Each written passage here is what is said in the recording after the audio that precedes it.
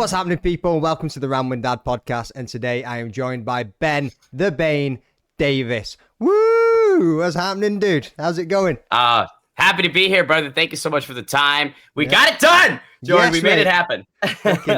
Us, bro. Obviously, you're quite a big Twitter personality. You're in the limelight today. We ain't going there. I ain't part of that life. I can't be asked with any of that shit. Listen, sometimes I steal tweets. I will be upfront about it now. I mean, everybody does it. Yeah, mate, it's fucking wild, isn't it? It's like, come on, folks, it's Twitter. Fucking get on with your day, mate. I swear to God. But yeah, so anyway, you're known Twitter personality, content creator. You're fucking absolutely killing the game in the MMA space. So, mate, I've mutual friends through Mark and other people as well. Obviously, seen you on Twitter, and I just wanted to get you on, man. Other than the odd comment here and there on tweets, I just want to get to know you, mate. I want to just fucking see who Ben the Bane Davis is and just get a little chat, see how you started with all this shit, and like see what your plans are and what your goals are for the future, mate. So just to start off, mate, just give me a bit of an intro. This is more for me than the fucking listeners. You know what I mean? Fuck the listeners, bro. I want to know what's going on. So, like, how's your week been for a start? What you been up to? You been busy? Yeah, no, it's been a good week. Travel back from Colombia went smoothly. So I had a show called Empire Mixed Martial Arts down in Medellin that I was doing on the weekend. And dude, getting down there was a fucking hassle. I'm not gonna lie. It was difficult. I got there at 1 a.m. on fight day because of Delta and Latin American Airlines just like having some, whether it be pilot issues or mechanical problems. We boarded and then we had the D board, and I was stuck in Atlanta for like 18 hours. It was a tough. Oh, lost you a bit there. Maybe just connection issue. We can figure it out. Give it a minute. Oh, still gone again. Still gone. Still can't hear you. Oh, there we go. Come back now. Okay, so this is just the webcam mic, which is ineffable. It won't fail me, but the quality is certainly a little bit lower. It's not as crystal clear as the last one, but it's there. It's there. It can work. It works. So fly in Colombia, fucking airline bullshit as usual. Had to deboard the plane. Oh, yeah, as always, man. I mean, I've had so many travel problems the last, 4 months that it's kind of just business as usual, but got there 1 a.m. on fight day, had nothing really prepped because the regional scene in Colombia is about 15 years behind where it is in the States. So, you know, on Tapology there, well, now it's, hold on. Now it's working. Now it's kicked in. Now it's randomly connecting to the Yeti. Apologies, brother. No, it's cool, mate. It's cool. There's just not a lot known, about these guys fighting down in Colombia. Tapology is quite up to date. I had one dude who I thought he was 0-1. That was what Tapology told me. Turns out he's 5-0. So there's just this insane difference in actuality that I can only get when I'm down there. This is my third show with them, so I kind of know the process of my preparation, how I have to adjust. But when I get there 1 a.m. on fight day and I miss the weigh-ins, I miss fighter one-on-ones, I miss practically everything.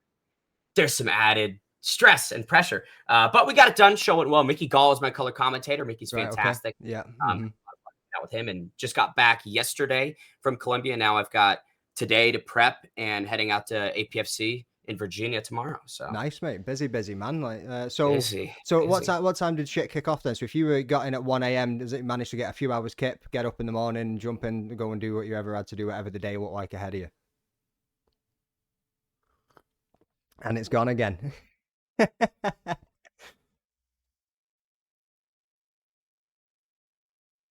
Yeah, I was gonna say maybe just disconnect the Yeti one completely. No, it's still not working, bro. No, because it went to the. There we go. There's 4 so different microphone inputs, unfortunately. Yeah, so it's mate, is it OBS that you use or something? Because that's what I find. Trying to figure out which source it's coming through and which one's not working is a pain in the ass. I recorded a full podcast the other day and never even turned my actual mic on and never recorded any. So the dude could hear me, but through another source. But he was answering questions. You couldn't even hear me asking. And you couldn't hear the question. Yeah, no, that's when you just gotta cut it up and have the question on a black screen and then just cut to the answer and go back and forth. I suppose, but yeah. So how was it looking after you've been asleep? Or did you manage to get any sleep after landing in at 1 a.m. and then cracking on with the day, whatever was ahead of you? Yeah. For sure. Got some sleep, got up. Because again, at that point in time, I'm like, well, there's really not much I could fucking do. Yeah. I told the promoter was aware of the travel issues, and we got to the show, and I tried to get as many fighter one-on-ones as possible. But again, the reality is these guys don't speak English, so then we need to organize a translator. Like it's just every step gets so many more variables. Yeah, and so eventually it's like, listen, it's time for the show. Let's just do the show. I think it went pretty okay. We had a lot of finishes, some really exceptional knockouts. And again, I mean, working with Mick was a true pleasure. So I was happy with it. So how did you get started in all of this kind of work then? What was it, like a passion? Was it a hobby? Were you taking an educational route in these things? How did you lead into it? Yeah. So, well, what's interesting is I was an actor for about 10 years. So from like 7th grade to the end of high school, I was deeply involved in the arts, whether it be on an improv troupe. I was a drummer for about a similar amount of time.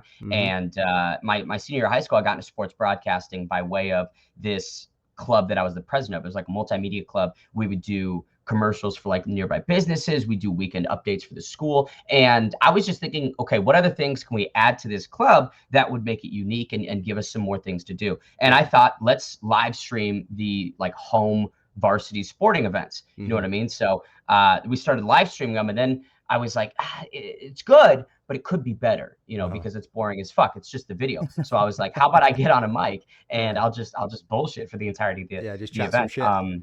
Just chat some shit. Yeah, just to give some sort of a soundtrack, because like the intention was like, let's say, you're a parent and your son has a soccer game, but you can't make it. I'm like, well, here you go. You can still watch the soccer game and, still be clued in. So there was like a very noble intention, but I was like, it's just boring. So I was doing the commentating for it. And that quickly absorbed and just kind of ballooned into a lot of my time that year, because when you think about it, we were doing football, baseball, lacrosse, basketball, women's volleyball, men's, women's soccer, like every varsity sport that happened at that campus, we were live streaming and I was commentating for. So it was like 5 days a week where after school I would get something to eat. And then for like 4 to 6 hours, I would just be on the horn, leveraging the acting skills and all of the, public speaking things that I've been working on through other creative interests. Now, when I got to ASU, which, go Devils, I didn't do anything creative at all, man. I'll tell you what, I did. I put that all to the side and I was like, it's time to get a real job. So, which I think a lot of people do. So I started studying finance, man. So I started finance and, was interning as like commercial real estate. I was an intern. I managed at Amazon as an area manager for an internship. And, I was deeply involved on campus. I taught for 3 years at ASU, this like freshman business course, because I was trying to almost fit a lot of these extracurricular involvements into the hole that my creative interests had left. Because I'm always a person that's much more of a here's what I can do versus book smarts. I mean, I'm a book smart guy. I went to the honors college and got like a 3.5 GPA when I graduated. But again, I mean, my talents really exist outside the classroom, I would say. And so I was trying to just like replicate my interests in high school and in college, and it just wasn't. I was just unhappy, man. Like that's kind of the root of it. I got 3 years in. To me, it's like you learn by doing rather than like sitting and reading something. You know what I mean? You like being part of it and into the all action. Sorry to just jump in there, but just to say, I mean, just that's there's different learners. There's audio, way. visual, and kinesthetic. We're kinesthetic guys. I got to have my hands on it, and that's when I can really understand whether or not I like it. And I gave every business opportunity I could and every chance I could to like business, I gave it. But ultimately I was like, I'm exhausted. I don't like any of this. The coursework sucks. The internships haven't been great. And the clubs really aren't that fantastic. And the people kind of suck. So my junior year, I was like, I got to do something else because I can't have a career in this. I'm going to be deeply unhappy. And so that's when, the mixed martial arts stuff had kind of taken a bit more center stage, because I've been a big fan of MMA since 2017, but I hadn't done anything in the realm of like Twitter or social media or anything until, my junior year. And at that point, that was when the esports started. That's when, I started working the Twitter and trying to just have a presence on there. I mean, it never really was with the intention to like gain a following. It was more of so just I wanted to be in a community of like-minded people. Just to put your face I don't out there and share your stuff with like-minded people. That's it, innit? Not even like it was much more simpler than that. I just didn't have anyone to talk about MMA with. Right, you know, okay. I didn't have friends that watched it. I mean, I would walk a mile to this place called Freezers. It was a sports bar in Tempe that's closed down. I'd walk a mile and just watch the UFC events by myself and then walk home. I didn't have anybody really that was interested in it. And I'd get friends that come, you know, here and there, and you know, they would set some time aside, but then they'd get back and they were just like, yeah, we're gonna smoke some weed. And you know, the UFC was just like I don't know. That was like the end of my night. That was something that they tolerated and put up with before they went and partied or did other things. So the Twitter just was a product of I wanted people to chat shit with. And you got it, mate. You've definitely got it. And I got it. And I fucking got it. Now they're turning. No. Fucking made it, baby. Yeah, but I mean, in a nutshell, there's obviously twists and turns, and especially over the last like 2.5 years, that could be a whole discussion in its own right. But the point of how I started and where really the ball started rolling, that's kind of I would say the best I could put it. Yeah, so it's just literally like hobbies and interests is what's taking you there and brought you to where you are today. And you've literally just, you sound like a very productive guy, even at a young age. I mean, you're always looking for something to do. You're always trying, like you say, you were filling that hole when you stopped doing the creative industry side of things. And it's like, right, what can I fill this gap with now just to keep myself going? Because you don't seem like a guy that probably sits for more than 5 minutes. You know what I mean? You're probably up and about and doing something else. You know what I mean? So obviously, just a few of the roles that you do. You've got lead play-by-play for APFC, Empire MMA as well. Same play-by-play for that too. Obviously, broadcast team for XMMA TV, and then Karate Combat. That's more of a recent one that you've been getting into. I love what they're doing, man. Obviously, small and just coming up, but everything about them looks fucking fantastic. It looks like a really strong team that they're building there, and it's I think it's going to take off in the next coming years as well. Like, because the pit, everything about it it's just. It's so cool looking, man, isn't it? It really, really is. I mean, there's nothing else out there quite like it. So, and like I say, the team that they're building with Bass, Wonderboy, and GSP, and all you guys just bringing in like people that other people can relate to as well, like you and Mac and Booger Beard turning up recently, and Gabriel Haynes. Yeah, I mean, the content that you guys are all putting out is excellent, and all in the name of the promotion of the Karate Combat is just going to bring more eyes into it and onto it. You know what I mean? So it's brilliant. But yeah, that's just to list a few of them. Is there anything else that you've not got listed that's on Twitter or anything that you take part in? Yeah, so Flex Fight Series, I think that's an additional one in the Twitter. So that's a New York-based promotion out in Long Island that I do, that I'm lead play-by-play for. They've got an event this weekend. Unfortunately, I've got APFC, so we got Charlie Quinn taking the lead play-by-play responsibility. He's going to crush it. But that's an additional promotion. I worked with Rage in the Cage. So the first promotion I worked with as a commentator was called Rage in the Cage, and it's an AZ local promotion. It used to be much bigger, but they've just had their own difficulties over the last 2 decades. And I remember like calling and emailing and DMing every promotion that I could think of way back in. This was probably August, September of last year. Yeah. So I'm just reaching out to a lot of people because I'm like, listen, I've got 2.5 years of esports experience with the ESFL, the UFC's affiliated league. I'd love to make that jump to live in-person commentary. That was obviously one of the objectives that I'd always had. But, it's hard to sell a fucking videotape sizzle reel to a promotion. It's hard. Yeah, it's hard to be like, yo, give me the lead play-by-play. Here's me on a fucking, Alex Pereira versus Jamal Hill UFC 4 knockout. Like, that doesn't work. Thankfully, they gave me a shot, and it's funny because they were like, yo, we just fired our commentators, ironically enough. So come on in, and we'll see what you can do. Right place, right time. Right place, right time. That's kind of, I think, what life is all about for everybody is whether or not you can seize that opportunity when you get to that intersection. And I wasn't going to turn it down. I mean, I was like, fuck, this is the biggest thing that I have right now.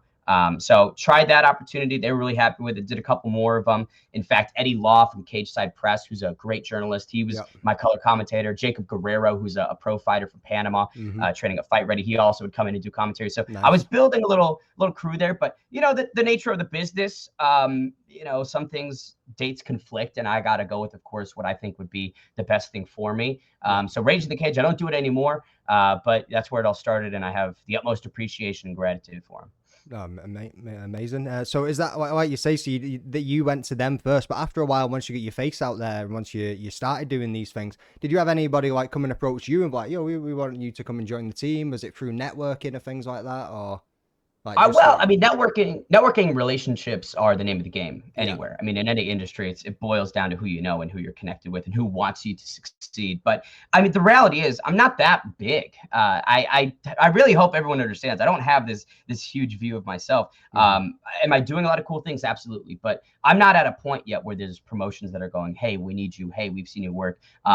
Maybe they are. I'm not aware of it. But personally, I'm still DMing. I'm still reaching out. It's just I have more ammunition in my intro. You know what I mean? I've got more ammunition of, hey, now I'm on Fight Pass. You know, hey, now I'm with Karate Combat doing play-by-play for their Contender Series. Hey, I'm doing this, I'm doing that. So it's less of have the roles been reversed. It's more of I've just got a little bit more of a competitive advantage. And more of a portfolio. So right now, I mean, I'm not really searching, and that's the other thing is I'm not really DMing as much, trying to get other promotions. Like if I see something interesting, if I hear something great, but I'm very content with where things are at right now. Cause it's I mean, it's busy. Like for the last 5 months I've been on the road, I would say all but 2 or 3 weeks.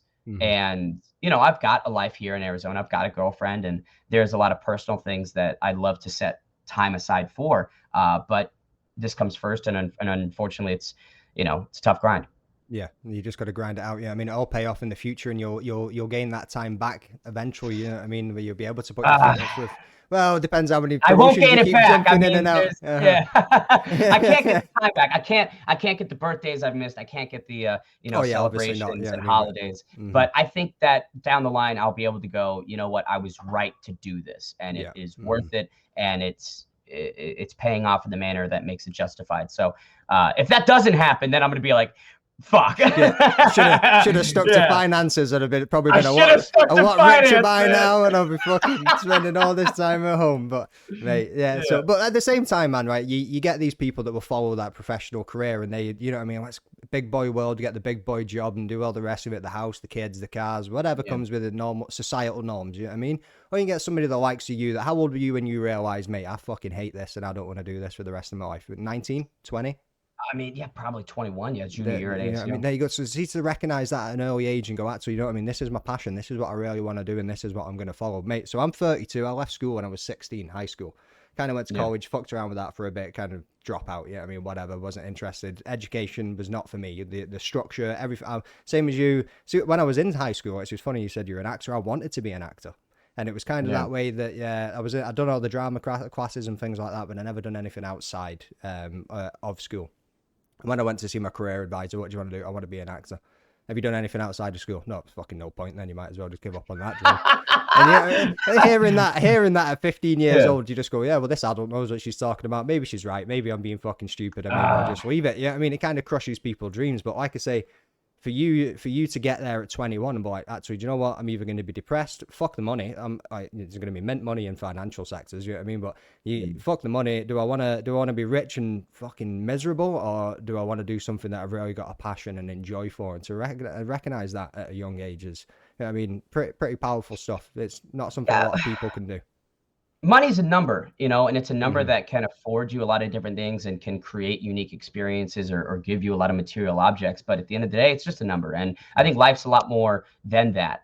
You know, you see people in these third world countries, and I've got this very intimate experience now with Colombia and several other countries where these people don't have anything. They don't have fucking money. Yet they're the happiest people you'll ever meet. So I think that recontextualizes how you view where and what to put your time towards. Because if you're so financially focused, great, good for you. Maybe you'll accumulate $1 billion. But if that's at the expense of relationships or friends, family, and I don't know, I'm just not interested in wasting my time like that. And this might not be, I mean, it's certainly not a financially rewarding path that I'm going down right now. I mean, you know, these promotions, God bless them, they're paying me what they can, and it's certainly fair, but it's not something I'd be able to do without some privilege and you know, some luxury that I don't think a lot of other people have. So that's something that I am very acutely aware of, and an additional motivator of like, okay, I'm positioned in a spot that a lot of people aren't, and therefore I owe it to everybody to, you know, give it my best, you know, because of that. But yeah, my money's one thing, and at the end of the day, it's not everything. No, that's it. That's it. 100%. I can agree with that. Yeah. I mean, I've came from having nothing to working my way up within a company to now being like I work retail management as well. I'm in nothing absolutely fancy or special. Yeah. You know what I mean, but pays my bills. It keeps me going. It gets everything done, and I'm happy with my family. You know what I mean, but like I say, came from like being on welfare as a kid to working up to where I am now. I can be quite happy, content, and proud of what I've achieved. You know what I mean, and I'm the same mindset of money isn't everything. I've been there with nothing. I've been there waiting for 2 weeks with no money, trying to get food and not eating for 2 weeks and doing nothing but drinking water. You know what I mean? Like I've seen the bottom of the barrel, and it doesn't scare me like where some people have that shit. I need to chase this. I need to get X amount of money and X amount of money. So, but anyway, into a bit more positive things of what does a day to day, what does a day to day like look like for any of those roles? So obviously they can all be quite different. Each promotion is going to have the way that they run it. The production style is going to be completely different. But what does day to day look like in one of those roles? You land, there's no plane issues. You've not had to deboard. You're all set. You get there on time. You're all good. You're fucking rocking and rolling. You've got a coffee in hand and you're about to bust a nut. What's happening? What are they saying? The infrequent times where the travel is flawless.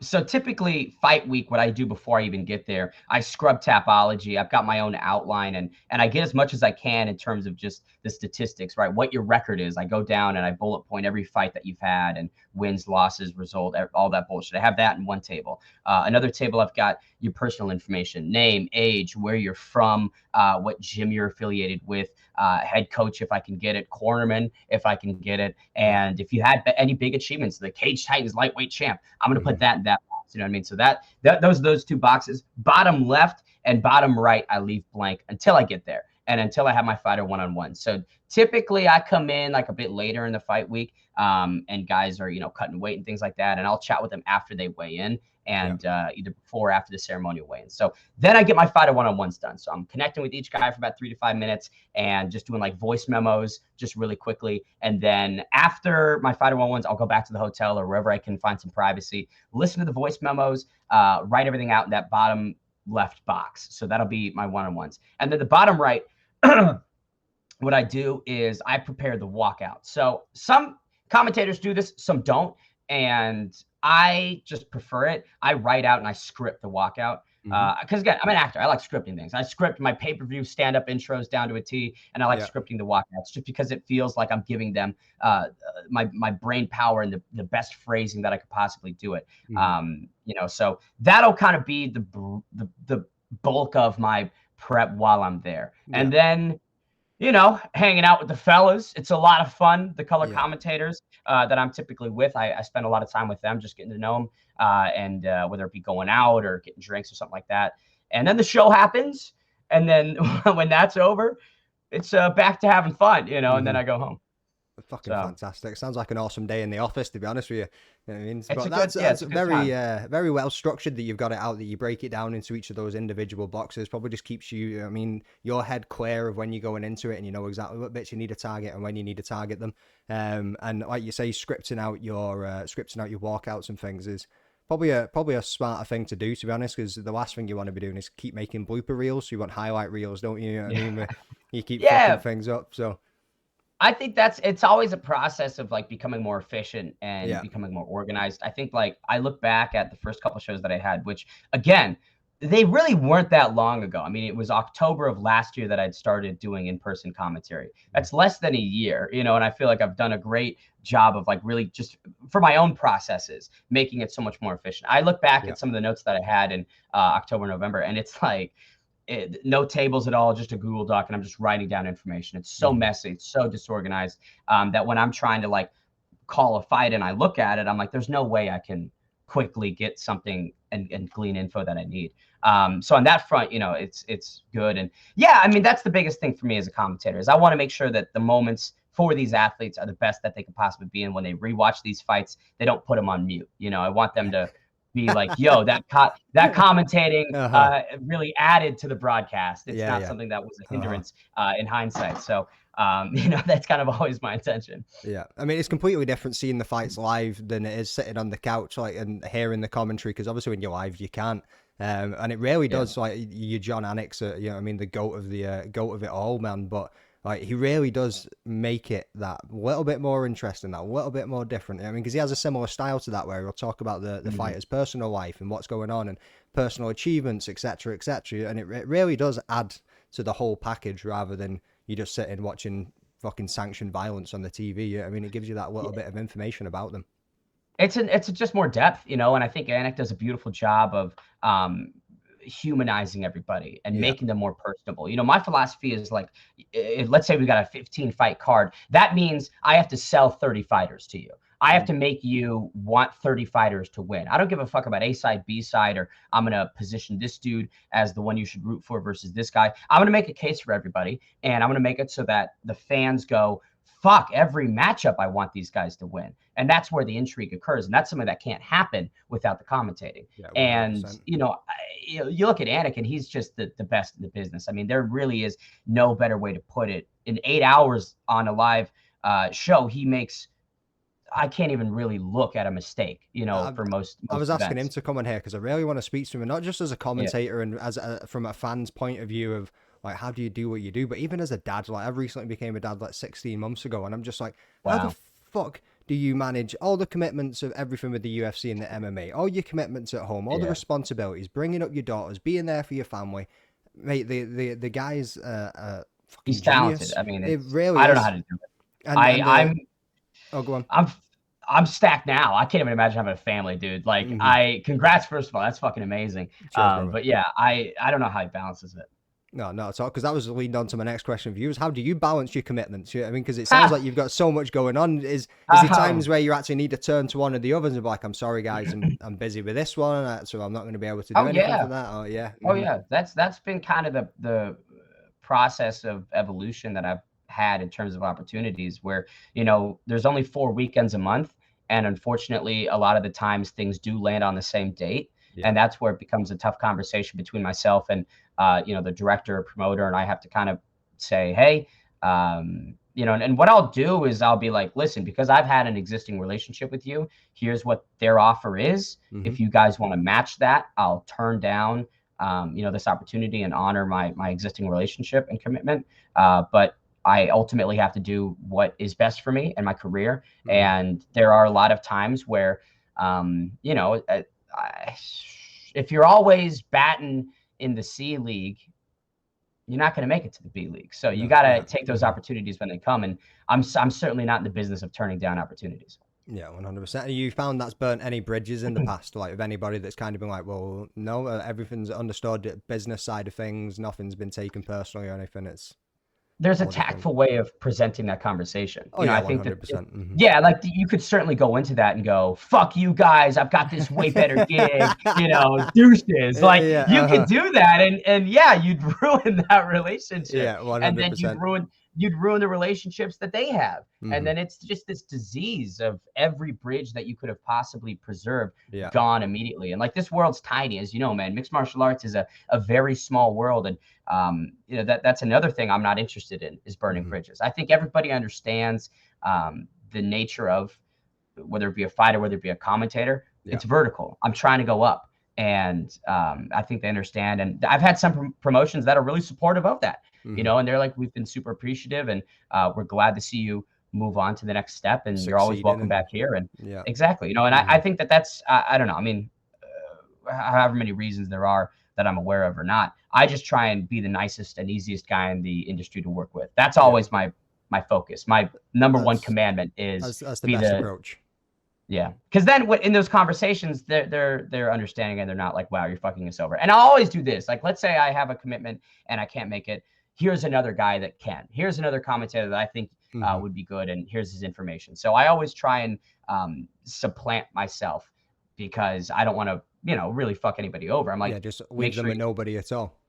Exactly. Yeah. Like Rage in the Cage. I mean, I wasn't calling shit for months, but I was still organizing their commentating booth.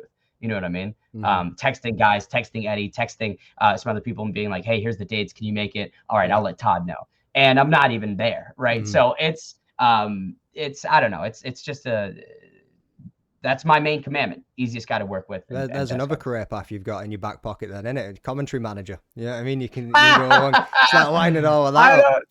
I mean, I think that might pay less than the commentary itself, to be honest with you. Well, But, if you strike a maybe. deal 25% off the top of each one of your guys' salary, it could all add up eventually. Man. You know what I mean? You'd be I not want too to make bad. a good $20 a week then. Let's go. Woo! Now we're living. Now we're living. Yeah. So recently you worked with a legend, John Morgan. Seen you doing some commentary, Oh. play-by-play stuff. What's John like as a human, as a man, just to meet him on a normal, you know what I mean, me to you kind of level? What's he like? John is quite literally one of my favorite people in the world. I mean, he's the nicest guy ever. He is one of the funniest motherfuckers in this business, and he's unbelievably talented. He's got such an incredible story himself. You know, coming up, rising through the journalism and the media scene way back when it didn't even really exist. You know, so having the opportunity to work closely with him and have a great relationship. I was just fucking texting him yesterday, funnily enough. You know, he is an amazing friend and a great guy to look up to. And yeah, great color commentator. I mean, his work at CFFC with CM Punk is really exceptional. And that's why I was so excited when Empire informed me, hey, we've got John coming down for, you know, because at the time it was my second show with him, and I was like, wow, what a great guy to work with. And I'll say this, every fucking time that I'm with John Morgan, I try and drink him under the table. He's well aware of this. He knows the threat is there, and every time I'm going to try and do it. He has defeated me since April of last year without fail. But one of these days, I'm going to get him. So I was going to ask you next about him, but we'll come back to that one, because just on a tangent from that piece, is there any time where, or you said like before you go out, you have a few drinks with the guys, you have fun, it's all a bit of a laugh, then obviously you're going into work. Is there any time where you've overdone yourself and you've gone, fuck, I need to work in the morning, and you were just in an absolute mess? Anything like that stick out? There's been a couple times where, let's say, I missed the flight home because I mean, a little too hard.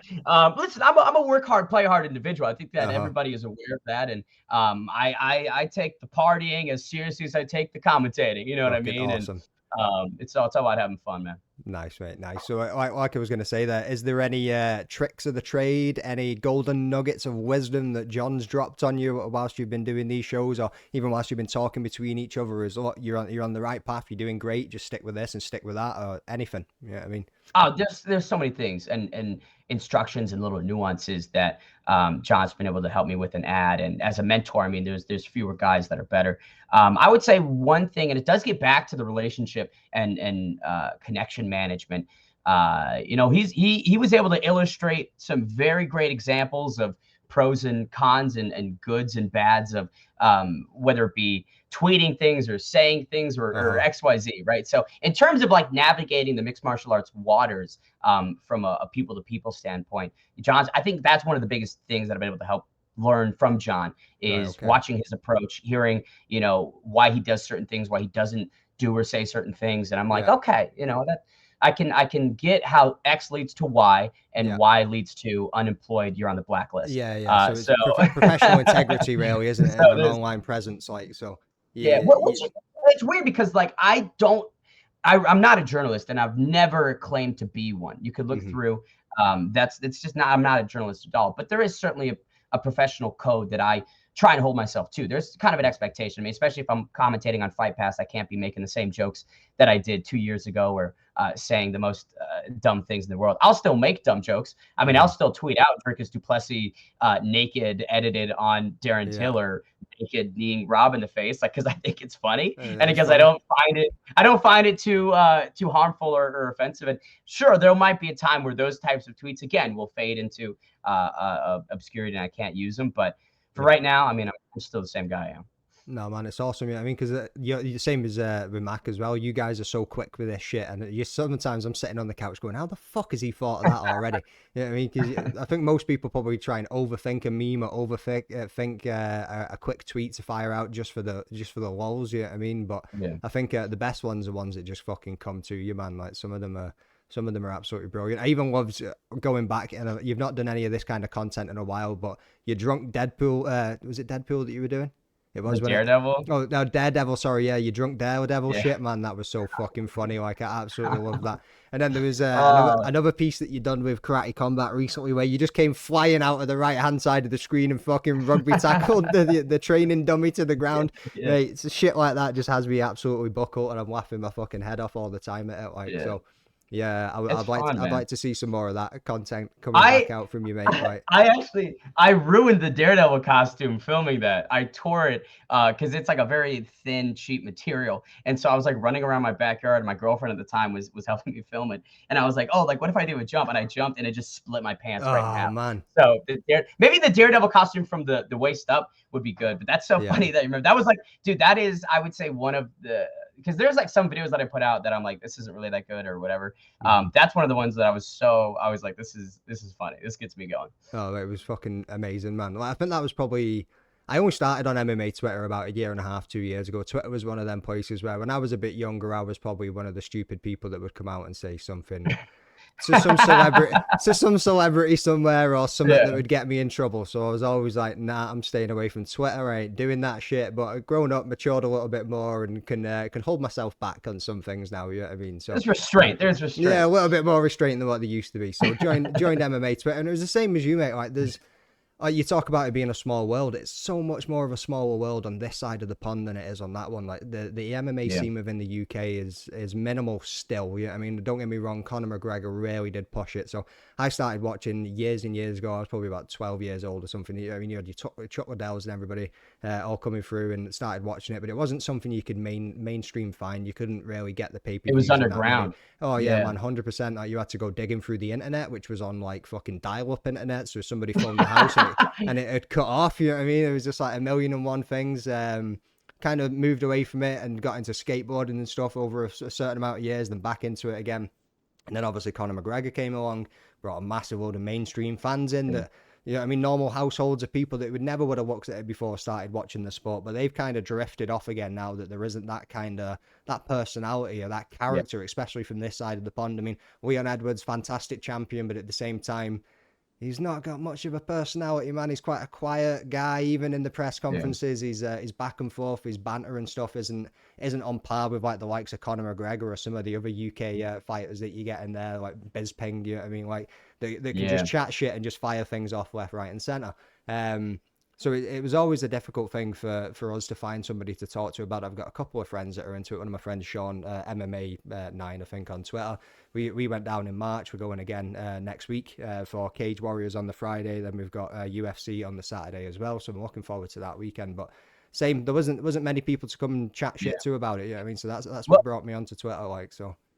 The additional problem with you guys is like you've got Paddy Pimblett and Darren Till who do have those polarizing personalities, but maybe not the results inside the cage. So it's very, and Tom Aspinall is probably the one that I think is going to be that next wave of maybe pushing people in, but he's a little, I mean, he's funny as hell, but it's still a bit more reserved and soft spoken. Oh yeah, he's very reserved with it, I think. But yeah, I think underneath, if you got to know him truly, exactly, you're like, that's a guy I go to the pub with. That's it. You know what I mean? That's it. And he probably is that Tom with most people, but he keeps it well reserved in the public eye.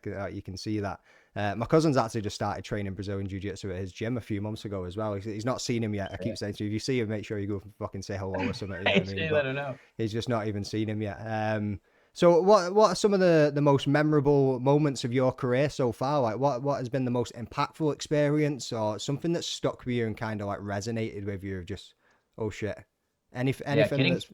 Go on. Getting fired, that was the biggest oh shit impactful thing that stuck with me. So yeah, no, I like to really look into the valleys and the losses than the peaks. I mean, there's a lot of cool experiences and some really amazing people that I've had the chance to meet and content that I've been able to create. But my focus is solely on how to get better and reminiscing on, these really fun times.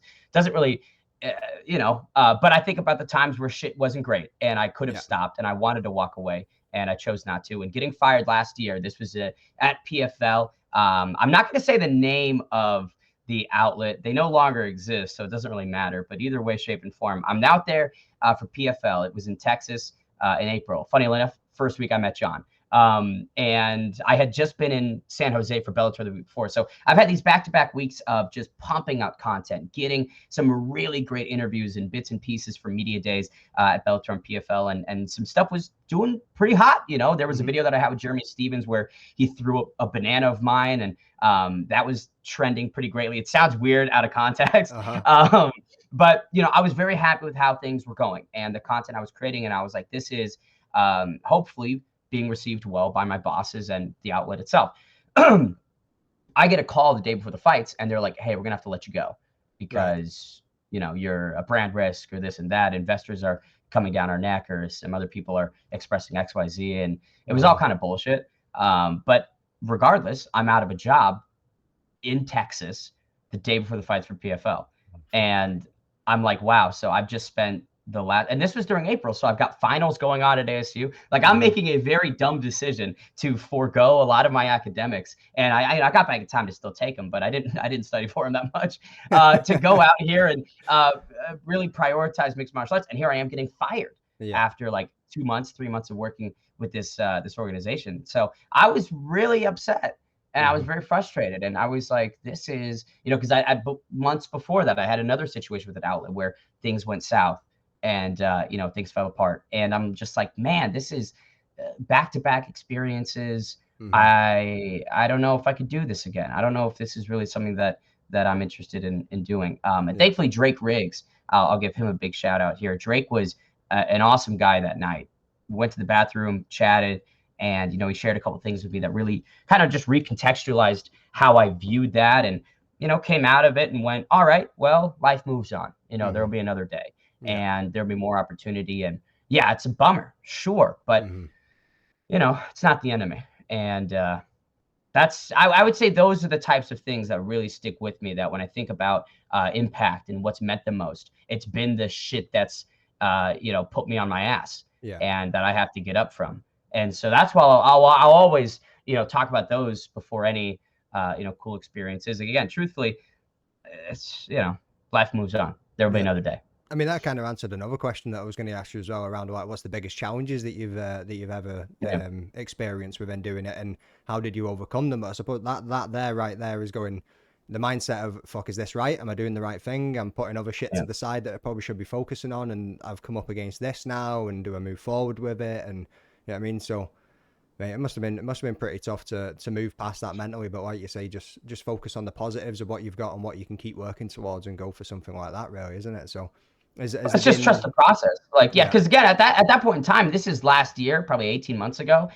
So I had no commentating. The brand on Twitter was really not as big as it is now. So it's kind of like, there's no safety net. There's nothing that I can really point to and go, there's some tangible reasons why I should keep doing this. At that point in time, I was just doing it because I was really headstrong and focused on it. And I couldn't accept failure, you know, because I had just spent basically the first 7 months of my senior year at ASU focusing on mixed martial arts. So I can't backtrack now. You know what I mean? Yeah. Everybody that I'd lived with had already gotten their entry-level jobs at Deloitte or KPMG or the big four accounting firms, or financial analyst roles over at you know, Goldman Sachs and bullshit like that. So I missed the window to have a plan B, at least in my senior year of college. So I was like, I don't have a choice. I just need to ride this wave and keep going.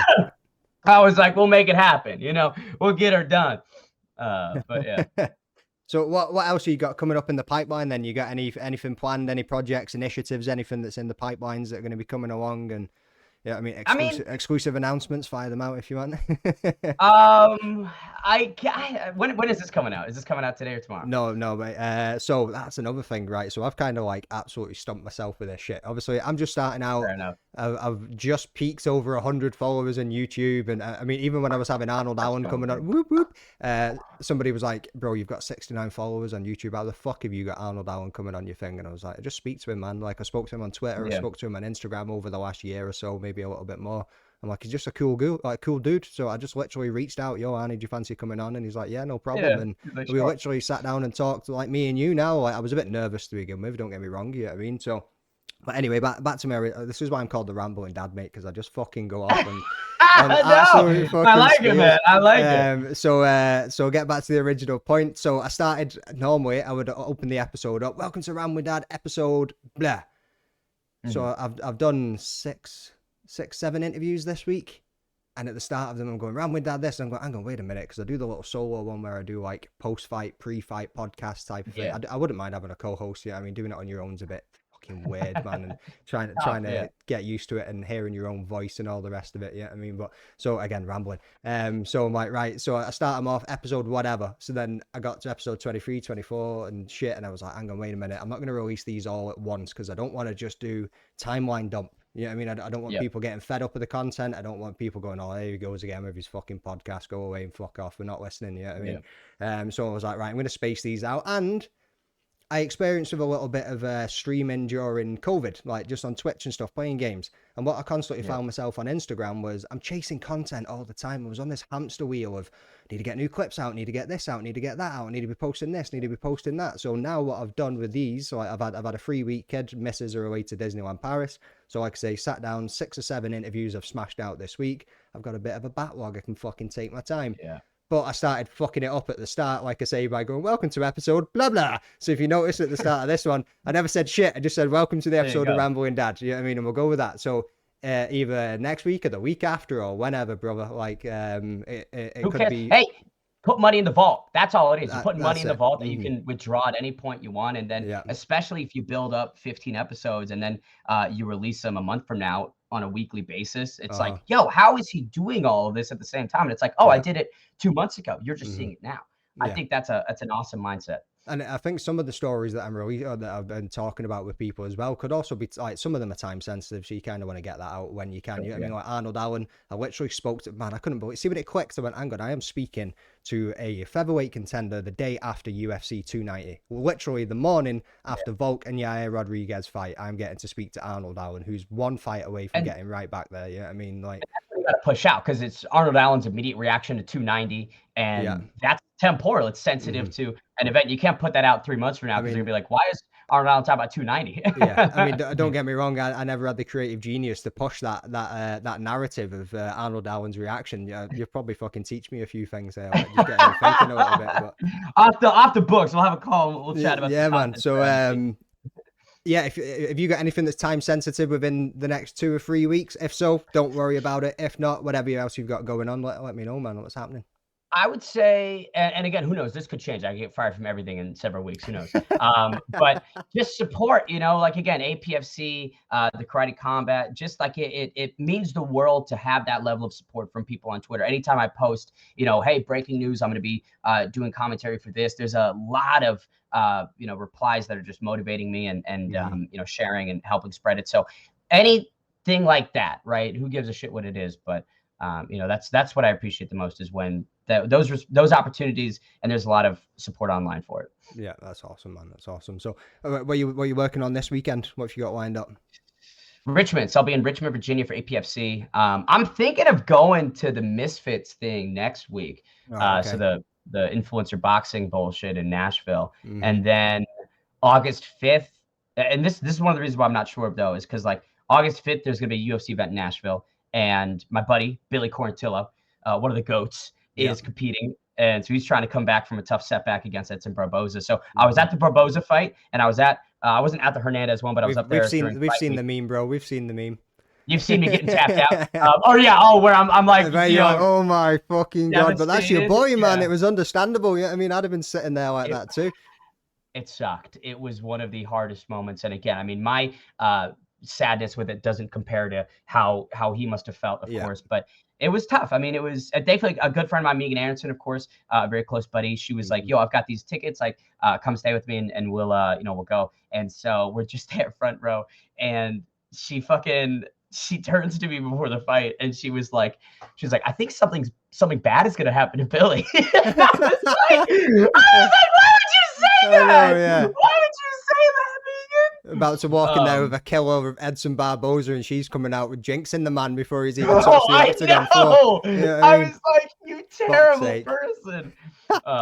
But yeah, so maybe I might go out to Nashville again on August 5th, and then I believe I've got another APFC opportunity on the 13th of August. And then I'll be in New York for PFL on the 18th and 23rd. So covering that, just doing media, which would be a nice change of pace from the commentating, things like that. So yeah, oh, nice, mate, nice. So is that just gonna be like media interviews, one-to-ones, all that kind of good stuff? Yeah, we'll see. I've got a plan know what ideas I want to do and some fun things here and there, but it'll likely just end up being some stupid questions during media day. I mean, I imagine you like enjoy it all, like every aspect of each role. You're probably like, yeah, this is fucking awesome. I'm really enjoying doing this. But Every step, man. Is there a certain piece of it that you're like, oh, I really enjoy doing this, just that little bit more than I like doing that though? Is it more of the interviews, or is it more of the play-by-play, or which one do you lean to? Oh, the play-by-play for sure. I think being the lead play-by-play is the most enjoyable function that I've had in the mixed martial arts world over the last couple of years. As good as the media is, and as fun as it is to be at these media days and get these one-on-ones, just doing the play-by-play feels like the best application of my skill set. It feels like I'm putting everything together when I'm doing the play-by-play. And again, selfishly, there's a lot more respect tied to being the play-by-play versus just showing up as a media member. And I felt like as a media member, there was a ceiling to how I could be viewed. And I was like, again, I could do a lot more than just show up and ask questions. And thankfully, I'm getting the opportunity to display that. So it's not to shit on media members. It's just my own personal thoughts on it. Like, there's a lot of respect and there's a lot of great people that do it. But again, I'm like, I don't think that this is the extent to what I could do. And so the play-by, if I could play everything correctly over the next couple of years, hopefully you'll be hearing me with a major promotion doing play-by-play. I fucking hope so, mate. I hope so. Honestly, wish you all the success with it, because like I say, like I joined the Twitter 2 years ago, and all I've seen you is grow and grow and grow.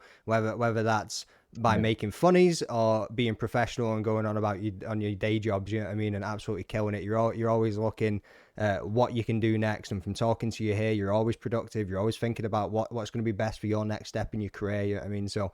You keep grinding it out. You keep this consistency. You keep putting the hard work in, mate, and you're gonna make it. You're definitely gonna make it. You know what I mean? There's no doubt about that. So let's get into that fucking grappling. You mentioned it a second ago, mate. You mentioned it a second ago, so you had me thinking about it. Where's my boot? I mean, that was a really cool opportunity. I have so much admiration for CFFC as an organization. I went back through. And I've tagged them on like Instagram stories of me watching events since like January of 2020. You know what I mean? So I've really kept an eye on it. And again, having John being one of the commentators and doing play-by-play for them has just been really enjoyable to, after meeting him and getting close with him, then watching it. And I love that they do the pro grappling. It's such a great wrinkle in that organization, and just more depth and more opportunity to create content, give these fighters a way to make money, and do something a bit different. I know that grappling has somewhat of a negative stigma from a lot of mixed martial arts fans. They don't really care about it. They just want the striking, which is all well and good. 4-ounce Muay Thai bunch over of one fucking championship. Casuals, as far as I'm concerned. Go fuck off, but the pro grappling that Fury does is especially unique. And I got back from Karate Combat. It was like May 25th or something like that, and I saw some bout announcements. And if you watch the tape, they do a good job of like sort of collecting the history of why I was there. But I just replied. I was like, can I grapple the CEO? And the president, Brad Bolton, went back and forth with me a little bit, and eventually was like, DM me your information.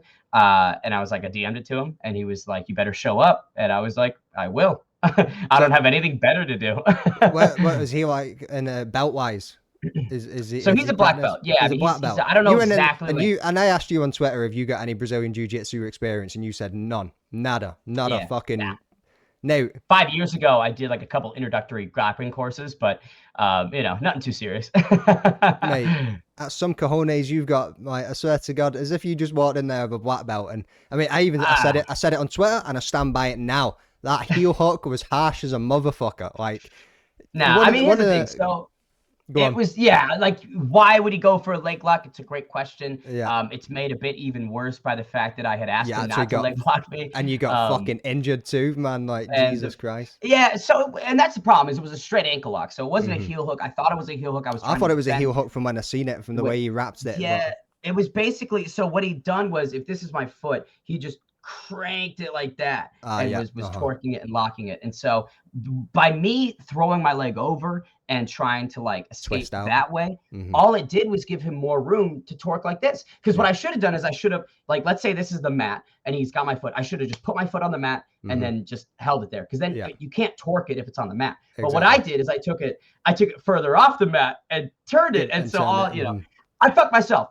basically. But again, like, I don't understand, like, I'm very happy that a lot of people have, positively given me praise for it, things like that. There are people that will just not stop spamming me submitting. Yeah. I've had that going on. You're which always going to is get that though, aren't you? Yeah, I mean, but it's all well and good. I mean, I love reminders that I competed on Fight Pass and these Mhm. people haven't. I'll always take those. that's it. Yeah, I mean, it's just like, shut the fuck up, folks. What have you done with your life? I might be in there getting my leg twisted, but fuck, I enjoyed it. But I'm like, what have you? Yeah, show me your Fight Pass fight against Brad Bolton.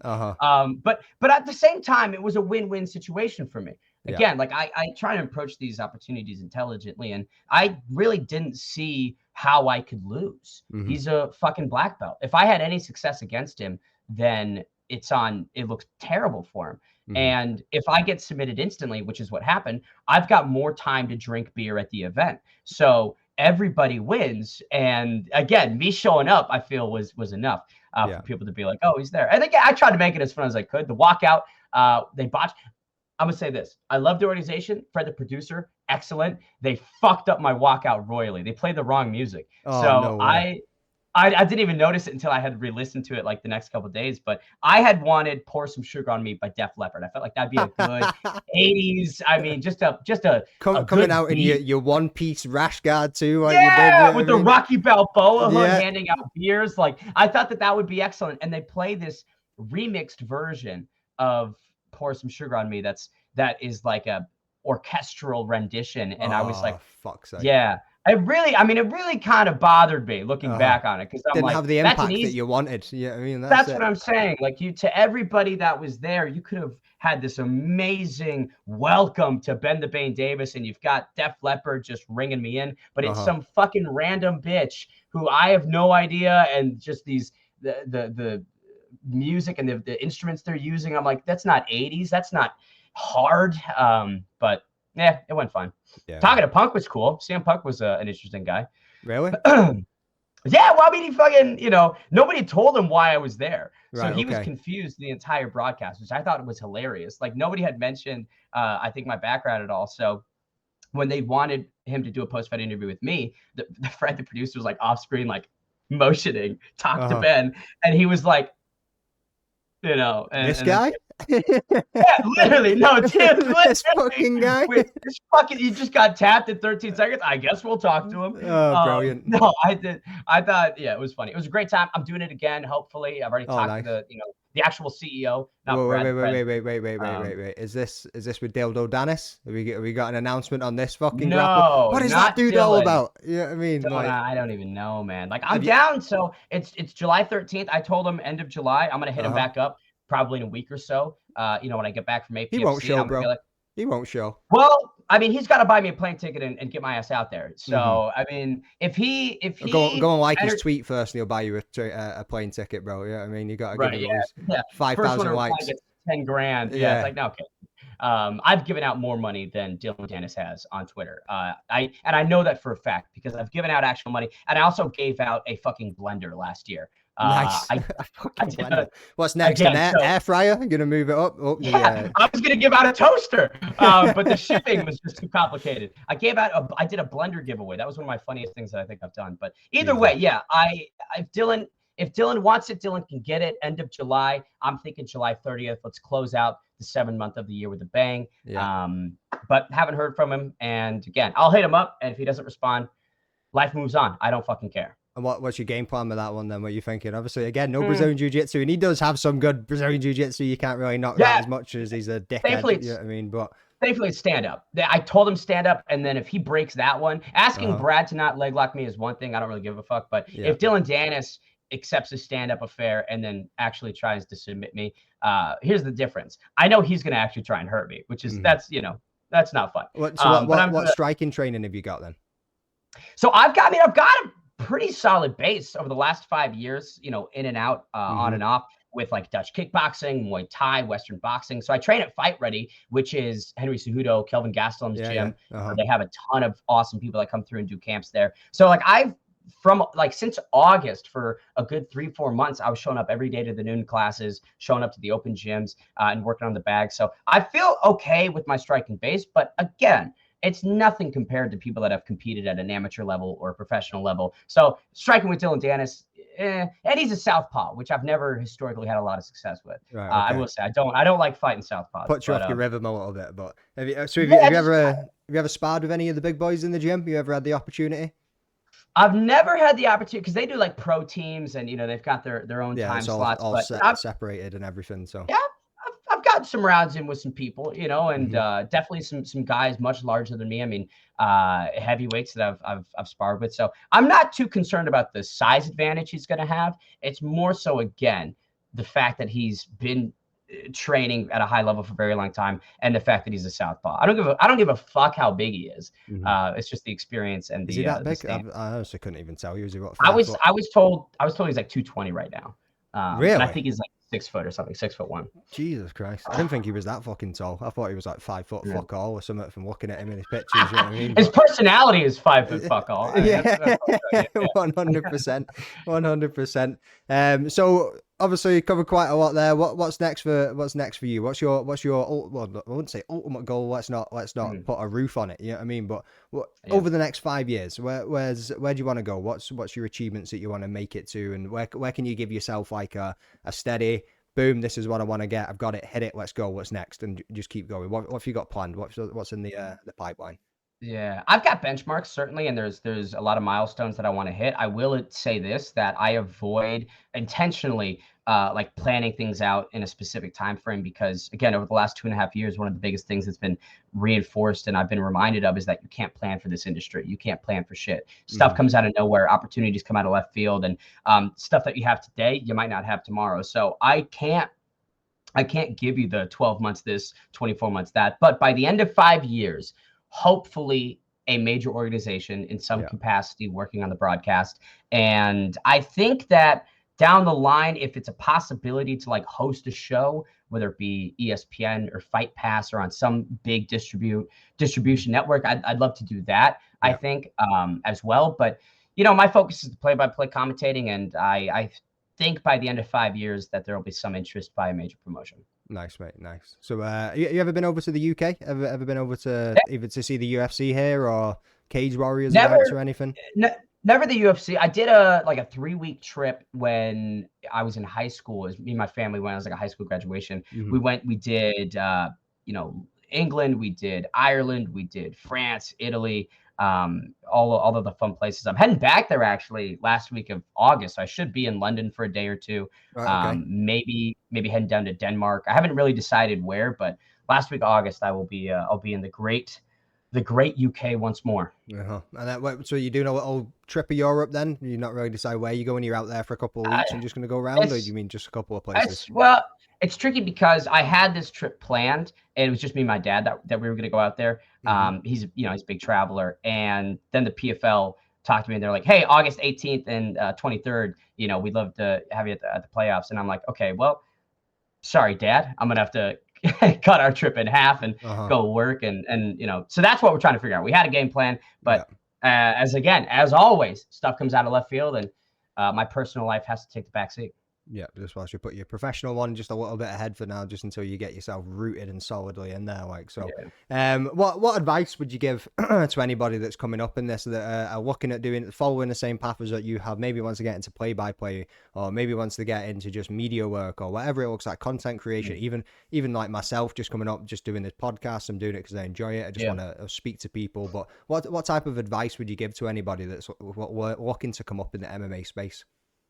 I think the biggest thing, and I'll tie it to you, is that the number next to the name is not entirely important. Whether you've got 60 subscribers, whether you've got 100,000, it's really irrelevant because, again, a lot of these fighters will make time regardless of the size. They don't fucking know how big or small you are. I mean, for the most part, unless they check it out or whatever. But they'll make time and they'll give these interviews. And I think everybody should be, if they want to get into it, there's no better time to start than now. If you wait and you go, "Oh, I need this equipment," or "Oh, I need to be this big," or "Oh, it's just excuses." Just start now and keep it going and build the plane as it's kind of crashing into the earth. And you'll likely figure it out. I think a lot of it's consistency. I think a lot of it's, work ethic and really just commitment. It's one of the reasons why I don't have a podcast or like a weekly long-term, long-form type content because it's just too difficult to coordinate. And I've tried several times and it's failed several times. Yeah. And I'm like, you know what? I just don't have it in me and my bandwidth to commit to this. So I'm not going to do it. But Especially for things that everything else. especially with everything else, exactly. Because I'm like, I've already got this going on. And as fun as it would be to have like a weekly show or something like that, it's just whatever. But either way, it's not about how big you are. It's about the effort that you put in and the energy. And I don't know, to turn it to Twitter and like maybe growing the branding on there. It's just daily engagement. I mean, you engage with enough people and you create positive impressions. So when someone sees your reply or someone sees a tweet of yours, they're like, oh, I like that guy. That's a funny guy. Yeah. I think that's the biggest thing. And it's just a snowball, and it's not going to be big on the first day, but maybe by the third month, you know, you got a good sized snowball there. Who knows? Maybe you do blow up in a day. Like, it's tough to put to one general mold. But if I was going to, in terms of giving advice, and again, I never feel like the guy that should give advice in any way, shape, or form. But you know, just be consistent, just have fun, and if you don't enjoy it, don't do it. That's it. Solid advice there, mate. 100%. Yeah. And that's what I've said to people as well. As long as I'm enjoying this, I'm going to keep doing it. You know what I mean? And I just like speaking to people from all different walks of life and just find out their story. And I'm not a professional guy, as over the last hour and a bit. I don't know if you've been able to tell that, but I'm enjoying it. And you shouldn't be. No, you shouldn't be. It's not you. It wouldn't be authentic. That's it. Yeah. That's it. So I've had a few people go, "Oh, you're going to edit this and you edit that." I'm like, no, I'll literally raw record, bang an intro and outro on it, and I fuck it out there, and that's it. Slap it up. And similar with the Twitter stuff. So it was interesting. I only actually announced it to family and friends yesterday. I've been doing this for 2 months, almost 3 months now, and I only just put it onto like the Facebook and Instagram really to like to family and friends, because I actually wanted to just see how was this going to go organically without having, you know, you're always going to have your friends and your family that will support you. Yeah, I mean, they're always going to back you. They're there because they are friends and family. You know what I mean? So if you put it out to them, you're going to get this the impulse from them. You're going to get the views. You're going to get the follows, whatever it is. What I wanted to do is just organically, naturally put it out to the people that I don't know and just who I've got like a good rapport with, relationship on Twitter with, and things like that, and just see how it works. See how it like put the feelers out, real. You know what I mean? And well, I've been quite happy. Oh, go on. Well, the good news is they're going to give you a very unbiased opinion on it, and the feedback that you're going to get. Because like friends and family, they're going to tell you what you want to hear. They're going to tell you the positives. And with random motherfuckers online trying to build a community there, it's people that they don't have a personal connection to. So they're going to be like, oh, well, you should do this, or you should do that, or I don't like that, or I like this. So I agree with you there. Oh, I've had that as well. I mean, I've had people jump into the DMs and say, "What, dude? Like the start of it was going well, but then you kind of just droned on with too many fighter stats." So, no, but at the same time, it's all learning for me. You know what I mean, like I say, I'm 32. I'm at the point in my life where I'm not going to go egotistical about this and go, "Oh, are you fucking taking the piss? You fucking do it then." You know what I mean? Like, I will literally just sit back and go, subjectively, you make a damn good point. Yeah, I mean, I'm going to go back and I'm going to look at that. Yeah, let me listen to that little segment of that 10 minutes there of where, and even looking at your own analysis and things on your analytics on YouTube and whatever, you can see drop-off points in audience retention. So you can see and go back and analyze, right, where did I fuck up there? Yeah, what went wrong? Yeah. Why did I lose somebody listening there? And you can go back and look and then tweak it for the next time. And it's just all about learning and growing and just building on it. You know what I mean, and just going with it. And taking that constructive criticism well. I think having 100%. Thick skin is a real virtue these days, and not being able to take feedback without being personally attacked or XYZ, like and even kind of departing from the feedback narrative, just people attacking you in general. I mean, I get the worst kind of DMs like possible. I know it's on Twitter. It doesn't matter who it is. The more somebody gets a little bit more. Not fame, I mean, it's not fame, but more popularity, more known. Your face is out there. There's more people talking about you, and you're killing it. You get these people that just get jealous and just want to put you down. But go on, continue, man. Sorry, what were you saying? No, and you're completely correct. It's just kind of a nature of the beast and a double-edged sword. But yeah, I mean, homophobic slurs. People tell me to kill myself. People telling me that I'm, not God's creation. And I'm like, okay, it is what it is. That's all from the safety of your avatar and your keyboard, you little shit. I know, exactly. Like, if you want to say it in person, it's different. And even again, if you say it in person, I'm like, you're insane, because I'll just punch you in the face. I'm like, bold decision, my friend. But like, again, you got to have thick skin. And if you can't roll with it, then you probably shouldn't do it, because there's nothing worse than you putting yourself in a place where you're going to fail. Why position yourself for failure? If you know that you're a bit more sensitive, and comments like that will drive you to melting down and all that bullshit, don't do it. Yeah. Or wait until you can, or practice and try and build up some sort of tolerance and thicker skin. But I mean, what I tell people is just literally fucking mute, don't engage, and just keep on going. Oh, yeah. I mean, the shit kicking off all the time. Not even block, because that gives them. I feel like that gives them a bit of happiness. Yeah, too. okay. Listen, I've seen that the whole I own them because bro, they you know what I blocked mean? me. Uh-huh, That's like the most kindergarten mindset possible. bullshit, innit? I don't give a fuck. I'm gonna block you. Cool. You can pretend and you can parade around that you own me. I don't have to worry because I don't see your tweets and you don't see mine, and you can fuck off. Like this whole narrative of like blocking is bad is so fucking stupid to me. I block what I don't like. I block what irritates me. Hell, I block ads, man. I block companies. Oh, I do that all the time. Every fucking day when you're scrolling through. Yeah, I'm like, I don't need this Snapchat advertisement. I don't want to see that Toyota, commercial. Blocked, gone. I'm not going to see it again. So I think that's just another pretty passionate about this, aren't you, Ben? Fucking hell. I know, yeah. When we get into like the digital marketing from a commercial standpoint, I get really angry.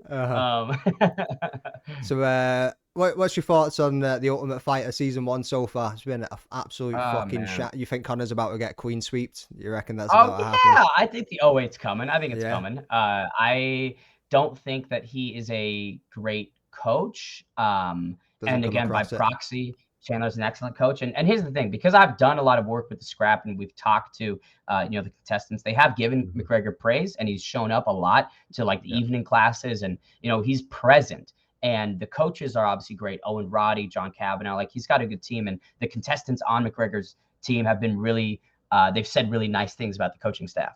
But, results speak for themselves. And I think that this is less a McGregor and Chandler thing of how good they are at coaching. It's just, again, the nature of this season, the prospects and veterans. And, if they had gone out and found some worse prospects worse veterans, then the good prospects, like that's what I think you should have done. But you've got good veterans and good prospects. And that's just a tough, Aaron James McKenzie is an amazing fighter. And I believe that he's UFC ready. I think that he displayed that against Austin Hubbard. Granted, those elbows did fuck him up, but he's a really talented dude. And the fact that his journey to the top might be severely negatively impacted because he lost to a guy who has 7 UFC fights. That's stupid.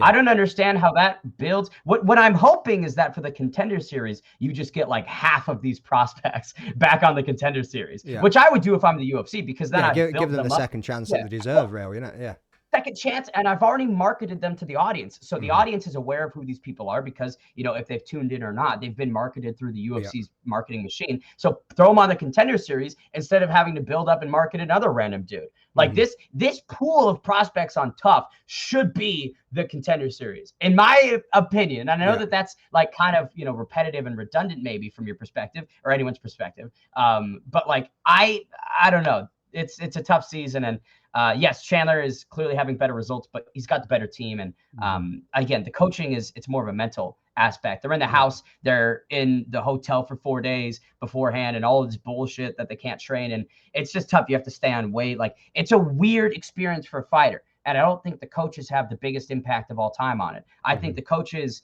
keep them mentally in check and keep them in shape as much as they can. But it's not like you're going to become the greatest fighter ever by 6 weeks of Michael Chandler's CrossFit course. It's not going to happen. And so when we talk about like how good or bad Connor is and how good or bad Chandler is, it is, I don't want to say it's somewhat irrelevant because that goes against the concept of tough, but these veterans, their styles, the way that they fight. Yeah. The experience that they've got, like you say, the word veteran alone, man, like some of them have more UFC fights than Chandler. You know what I mean? Like, exactly. They are who they are. It's not like they're going to enter the Tough house and become completely different guys. But yeah, I mean, overall, to keep it concise, Tough is weird. And this is the first season I've watched, truthfully. And I don't know. I like the Contender Series a bit better. Yeah, 100%. I mean, I think it gives a little bit more of a limelight focus on each fighter through the Contender Series as well, doesn't it? I mean, you look at somebody that was local for us in Scotland, of Chris Duncan, obviously making his way through. Yeah. Fighter pulled out, had to make weight twice within 3 weeks or something. Then came against Borashev, which that unfortunately KO'd him. fucking solid dude. So there's no shame in losing that one and taking the KO. Obviously got a second chance, came back again. Looked like he was about to get put out of there and came back with those brilliant 1-2s. You know what I mean? Dropped the man on his ass and got the job done. And then obviously gone on to win his first fight within the UFC too. So it's great for the fighter as an individual through the Dana White Contender Series. So I can agree wholeheartedly with what you're saying there of take the prospects, put them into the Dana White and just give them that extra chance, give them the extra opportunity. And you've got a bit of storytelling there for them as well at the back of them. Here's what they've done, here's where they've been, this is what they had from this point, and here's where they are now. Yeah, I mean, they can continue with that. So it's a cut and dry process. Like that's the problem with tough that I have is that it's not enough tough. It's a lot of Contender Series that is masked as the Ultimate Fighter. If the Ultimate Fighter was every episode, there's a lot of scenes inside the house. There's a challenge per episode with all the contestants, and it's more of a reality show like it tries to be or claims to be, then I would be a lot more interested. But it's literally just another Contender Series in the way that they shoot it, in the way that they edit it, and the decisions that they make with the video packages that they put together. And I'm like, listen, the Contender Series does it, but like 6 times a night. And it's much more efficient. And again, I get all the investment I need in that 2 to 3 minute period. Just like you said, I see their background, I get a little bit about them, and now they're fucking fighting. Awesome. And I get that 6 or 7 times in an episode versus an hour of training montage. Training montages. Like, yes, it's cool, but give me more of the house. Give me more of the interaction. I don't care about who these people were before. I care about who they are now and how they're interacting with each other. If you're spending the entirety of the Ultimate Fighter run telling me who these guys were before the house, you're fucking stupid and you're doing it wrong. I want stuff in the house. I want games and challenges like every other reality show. You know what I mean? I want them ripping through doorways like they used to and getting all fucking angry and everything. You know what I mean? So. I don't want to sit there and watch them on like a handheld go and here I'm packing now. Look at my dog. Look at my wife. I love her so much. I know. I bet you do. You know, you don't have to show me this. Show me stuff from the house. I don't understand it. And like again, it's complacency is I think the UFC's approach right now, because there's not a lot of competition, because nobody's really forcing them to be innovative like they did in the past. So they can be complacent. And again, this is going to come out weeks later, but currently we're on the precipice of another Holly Holm main event. So it's complacency. And the way that they have executed tough, it's just complacent and it's uninspired. And I really wish that I was just watching the Contender Series. I mean, I think you're kind of noticing that with a lot of fight cards recently. They just don't seem to be putting as much effort into them. And I know that they've got a lot of fighters in, like, you know what I mean, Shark Tank of divisions, all the rest of it. There's so many fighters out there that they're just trying to put fights together and get divisions working and make it work for them and whatever else they're doing. But it is kind of, you can kind of feel it's losing its pull. Like, and I've had conversations where I do believe that the UFC is either as big or going to be as big or bigger than boxing. You know, I mean, I think it's already surpassed that given the way that they do the matchups within boxing. It's a lot of padded records and the big names aren't fighting the big names. You know, I mean, the UFC probably already surpassed it in that aspect, but I feel like they are kind of losing traction a little bit, especially now you're getting more promotions coming out and different ways of doing these things. You know, I mean, everyone obviously uses the UFC as the benchmark, and it is still the king, you know what I mean? But you can see these other ones are starting to come up now and people are starting to get pulled. I disagree, unfortunately. I wish, and I did buy into that thought, is that the PFLs, the Bellators, the ones that they were kind of slowly creeping onto the heels of the UFC. I did believe that, but I no longer do. And it's not necessarily a big slight on these other promotions. I still think that they're great, but the UFC is just head and shoulders. I mean, look at the PFL with all of the PED violations and suspensions that have been handed out. Then you've got the Natan Schultz and Haush Manfio fight, which again is bewildering matchmaking. And then you just disqualify both of them and put Shane Burgos in, even though he didn't make the tournament. So you're telling me that the entire structure of the tournament and your league as what you've marketed to us doesn't really matter, because you can just decide who goes where. And it's like, what the fuck? And again, I love the PFL and they've got an amazing team, but I have to call a spade. And I'm like, that's kind of fucked up. And then you've got the situation of how PFL Europe isn't even available in America. I can't fucking tune in to PFL Europe. I see the results. I'd love to see the fights. And then I hear about the situation where, and you probably know which one I'm about to say more than I do, but where there was a point deduction from like the league rule set, but not the official result. And then it changed the official result of who progressed. I'm like, you're just making shit up that's affecting things. I mean, like, it took me to get my head around PFL a little bit and how it was working, to be honest, when I first started watching it. Just the system that they had for progressing and what they were doing and how they were going. And like you say, the point system was just like, what the fuck is going on here a little bit. But it's just bewildering. It's very confusing. And like, as somebody who really loves the PFL, it's the part of my frustration is because I want it to succeed. Part of my frustration is because I want the PFL to be that next, or not next, but that secondary league that challenges the UFC and eventually can, really rise up to the occasion. But these small things I'm just looking at and I'm like, what is happening? USADA coming in after we've already had 9 PED violations. That's just going to make things worse. And so what happens when you get PFL fighters that get 2-year suspensions? PFL fighters don't have the same platforming as the UFC's guys, and they don't have the same opportunities. That could be a career killer. So you're telling me that you're bringing in this anti-doping program that could quite literally clean out the bottom half of the roster, or God knows who. You know what I'm saying? So it's just confusing. My frustration. I've never looked at it like that, to be honest, and I wasn't aware that the PFL wasn't available to you guys. PFL Europe wasn't available to you guys. I wasn't aware of that at all. Unless I'm the stupidest guy ever, and like, I've just been missing it each week. I genuinely, I've tried to look for it. I can't find it. Right. Okay. I'll send you a link. My man. Hey, that's fucking mad. No, like, nothing wrong with disagreeing there, bro. Like, good to hear a different thought process behind it. And like I say, there was a couple of bits in there that I probably wouldn't have even considered before either. And obviously, seeing that USADA got announced, and I did think, there's probably some people are going to get popped, but I never really considered to the extent of, you actually could lose a good chunk of your fighter base here. You know what I mean? And what does that overall mean for the promotion and in longevity? Like, that could actually just, it's a limited roster. It's a limited roster as is because of that tournament format. So let's say you've got maybe 12 guys in the featherweight division and 4 of them pop. What the fuck? You're just eliminating 30%. And who knows what happens deep into the tournament? Someone makes it to the semifinals, then they pop. Well, it adds problems. And I think that the focus for promotions should be, how do I make this as seamless, as easy as possible? And I don't know. I'd love to know from the PFL. I'm gonna ask why USADA is coming in. Whether it was like an ESPN, hey, you need to have this in order to be distributed on our platform, or maybe like a sanctioning thing, like we're not going to sanction your fights without USADA. Maybe I'm likely that's the explanation. But if there is a way for them to not have USADA,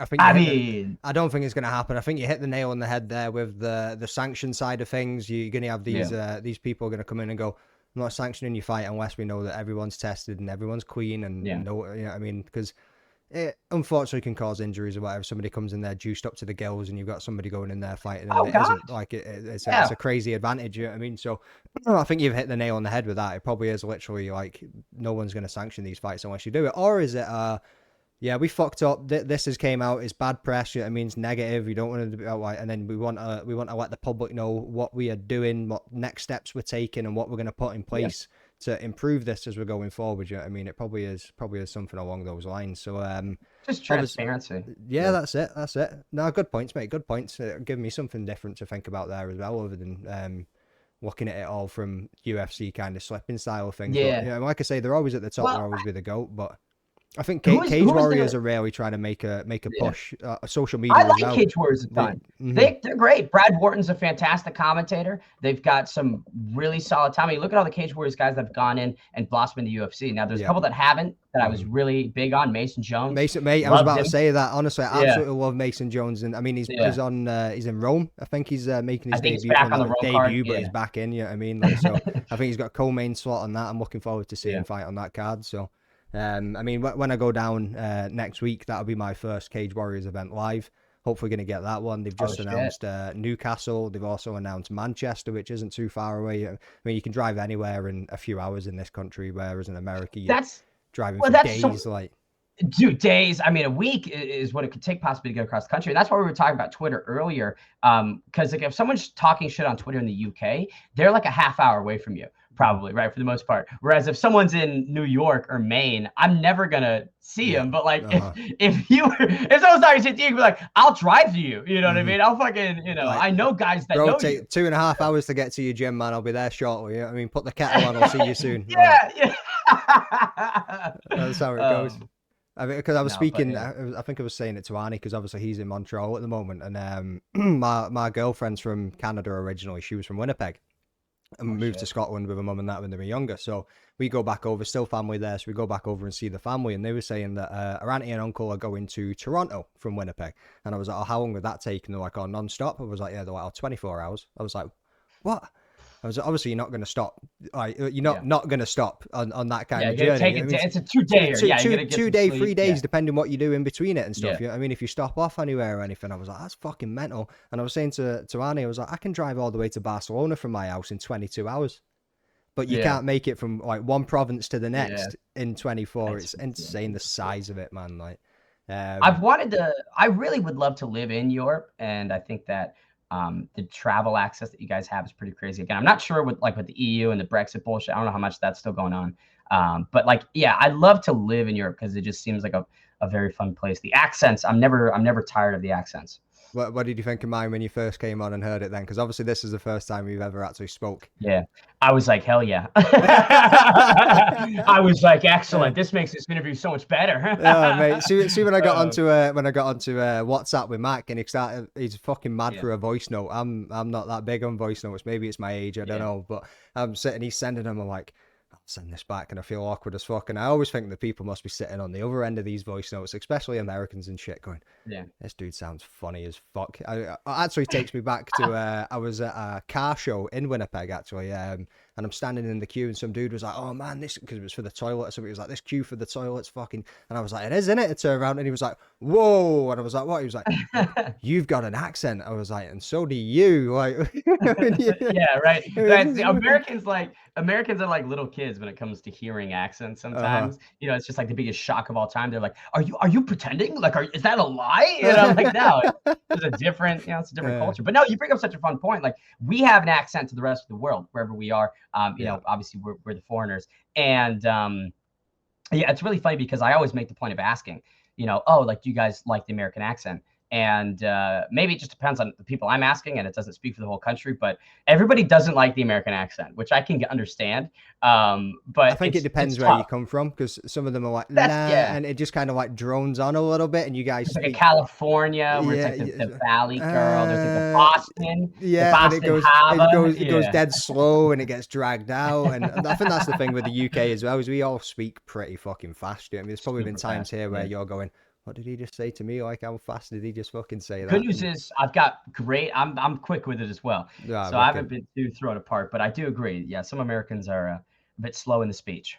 I think you guys broadcasting is a lot clearer than what it is from an actual English person or Scottish or anybody from the UK, right? Whatever region they come from, Scotland. Interesting. I feel like the broadcasting or the professionalism that can kind of come across from an American accent is you guys just pronunciate your words that little bit better. You can articulate it just that little bit better. And I don't know whether that's education there to hear, or the fact that we have so many towns and cities with so many different dialects and accents. And because no matter where you go in the UK, you're going to find something different. You know what I mean? It changes. And I think like that, so that brings up a really good point and a question in the sense of like with football, you know, you've got casters for each like club. And of course they're going to have a bit more of a bias. Like there's not gonna be the professionalism. There's that informality of I'm calling for Man City. And so when Man City scores a goal, I'm going to go crazy and I'm going to be, you know, really singing the praises. And at the end of the game, if we've won or lost, that will seriously impact how I call it. You know, that's because I'm reading Michael Chiavello's book on commentating. And one of the big things that he's covered is like a lot of football commentators, and like the passion is the big driving point. You know what I mean? And that's win or lose, there's passion, which in America, it's a lot of unbiased. You can't have passion, really. You can have passion for the game, but you can't have passion for one specific player or team, which I think is one of the large differences. But I will say this, I'm a big F1 guy, and Formula One. Oh, dude, love Formula One. Bro, that's where we're gonna have to end this podcast here. Like, I'm no! That's my cousin. My cousin fucking loves it. He went down to shit. What's it called? Silverstone. He went down to that last year and watched it there. I just can't get into it, man. Fuck. Meow. I'm like, cool, man.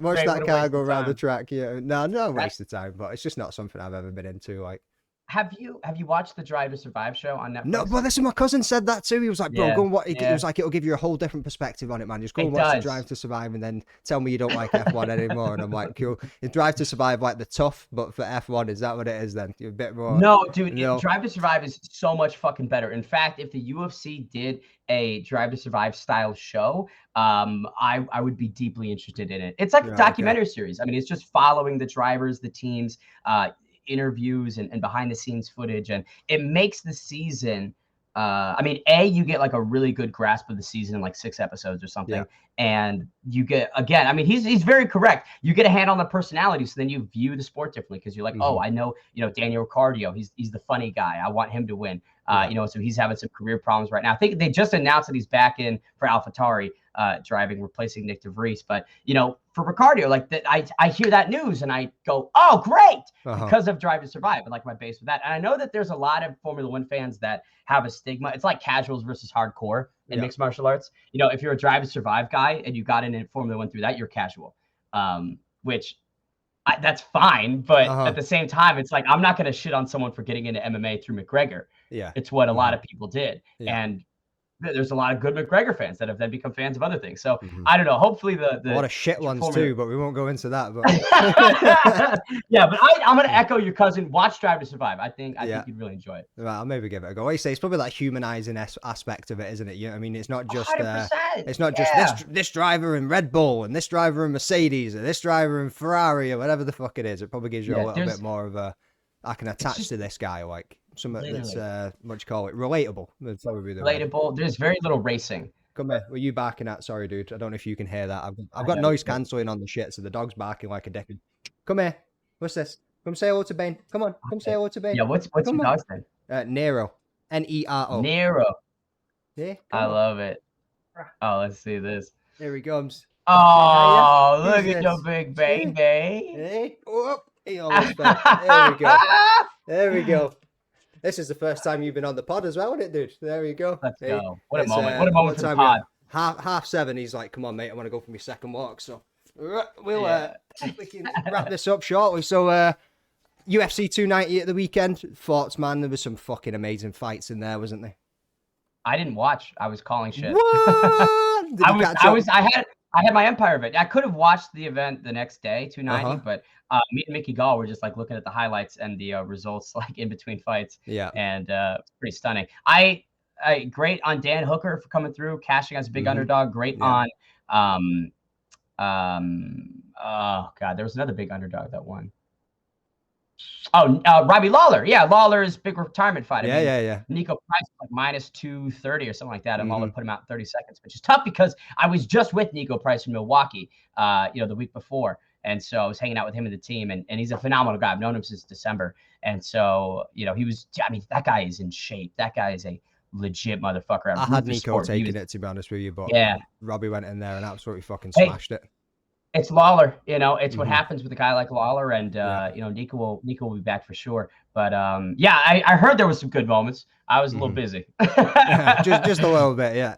So I know that's tough to hear because not at all, man. Like, no, I understand it. You were working, mate. So what else are you gonna do? I mean, you've caught up on the things, but obviously the Vulcan fight was unbelievable. Maybe Ilya Topuria up next for him. You got any thoughts on that one? Ilya, I think either today or yesterday maybe came out and said he gets Volk done in round 1.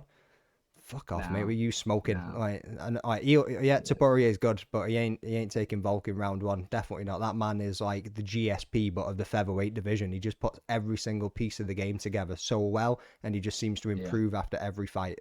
You don't think he could set that bar any higher, and he does every single fucking fight that he comes into. And I hate him because My he beat my all-time favorite in Max Holloway and took the title. You know what I mean? Oh, you had that tough situation then with Holloway and Arnold and Allen where you were like, I want both guys to win. Yeah, man. Yeah, I mean, I wasn't rooting for it, but I was kind of leaning more towards Arnie because I want to see him succeed within his career and stuff. You know what I mean? Like, but at the same time, I was just like, shit, this is not a fight I wanted to see. That's fair. No, I don't know. I think this is my prediction. I believe Alexander Volkanovski will go down as the top mixed martial artist of all time. I think he's going to be the GOAT.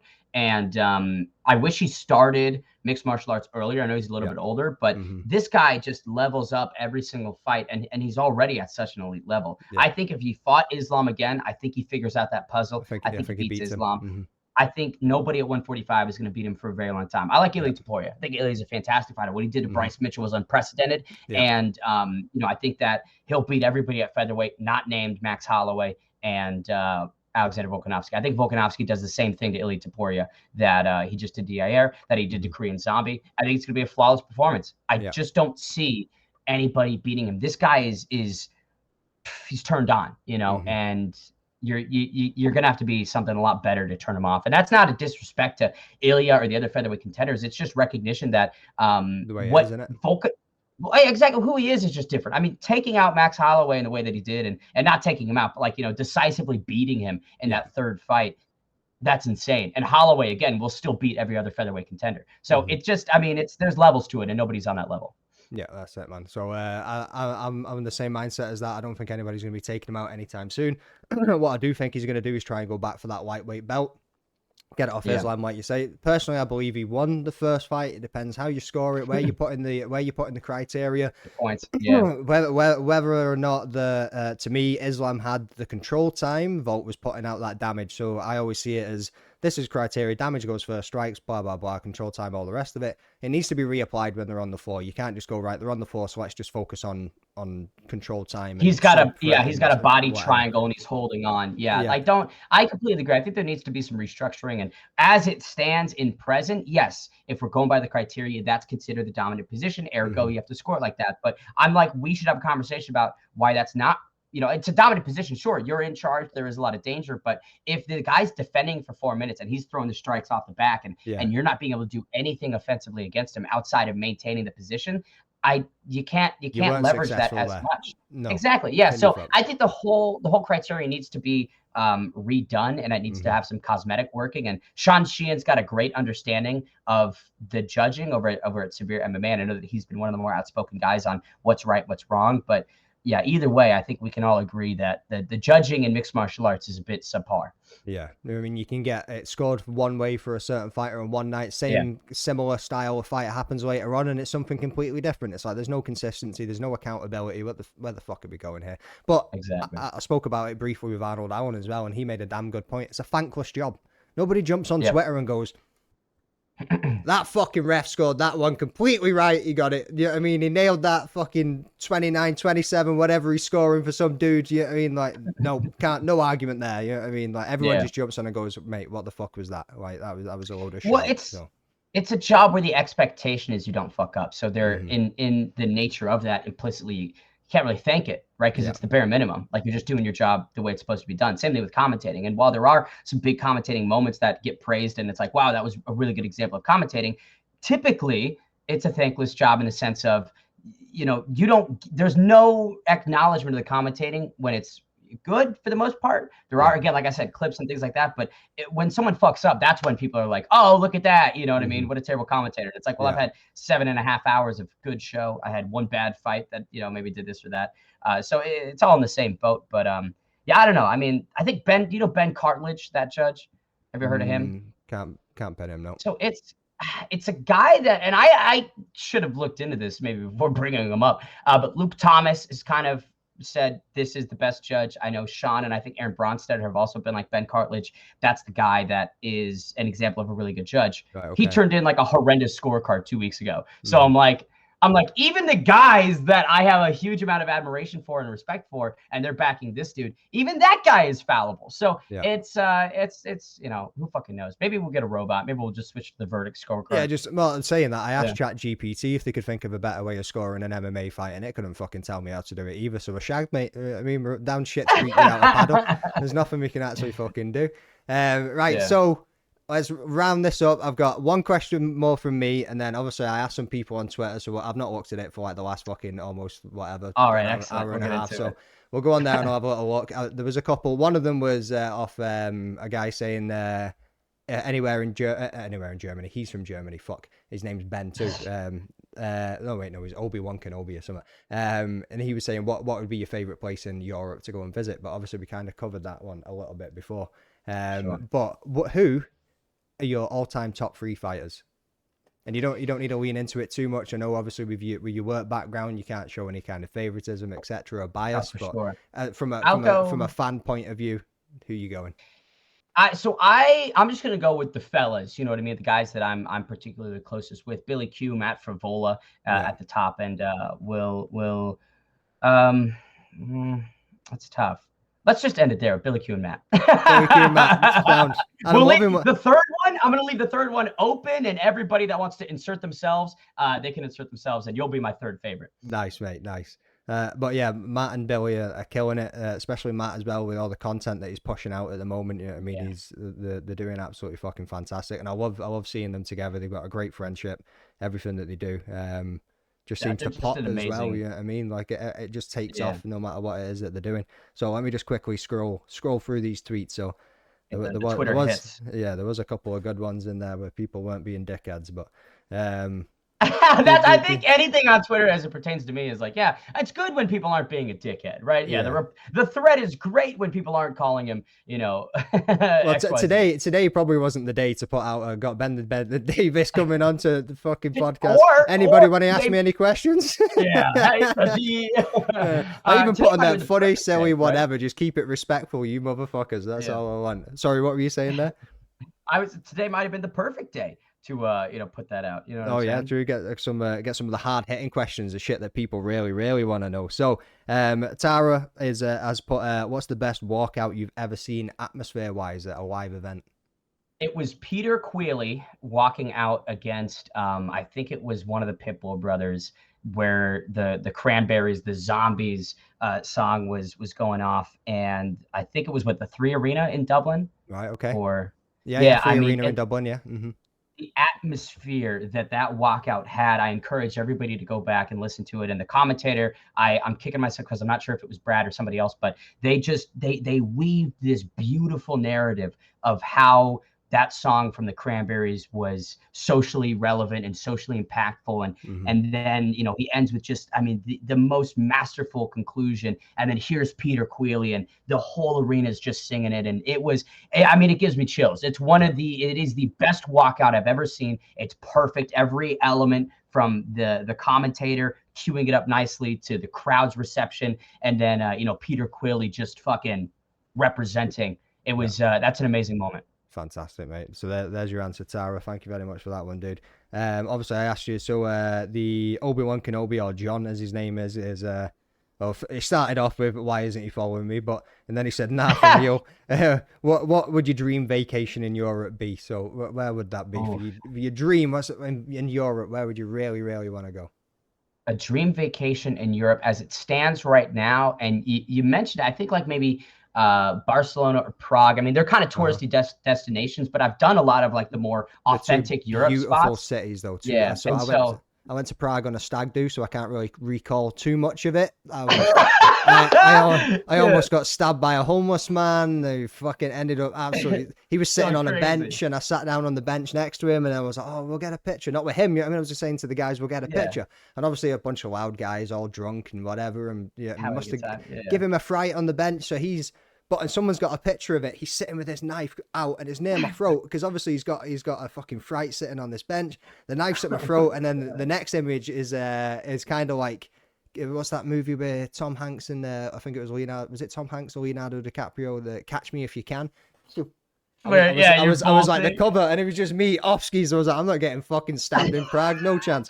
But what I will say is the beer's cheap, the food's good, the culture's fantastic, and there is just so much to go and see there. So I would recommend Prague to you if that is somewhere that you're looking to go with your dad when you're going in a few weeks' time or whenever it was. Definitely do it. The old town is lovely as well. Probably stay away from a football, soccer match. Like you get some ultras there. We went to a game. It was pretty fucking scary looking over at the mall, to be honest with you. Like Yeah, I'm not. I would say that. I mean, maybe not Prague, but I would love to go to like a really 60,000, 70,000 person arena and experience that atmosphere. I don't give a fuck about football. I really don't like it. It's my least favorite sport. But I think that the atmosphere is worth, attending an event. 100%. Even just in the UK as well, going to like a soccer game here or something. You know what I mean, football game here is For sure.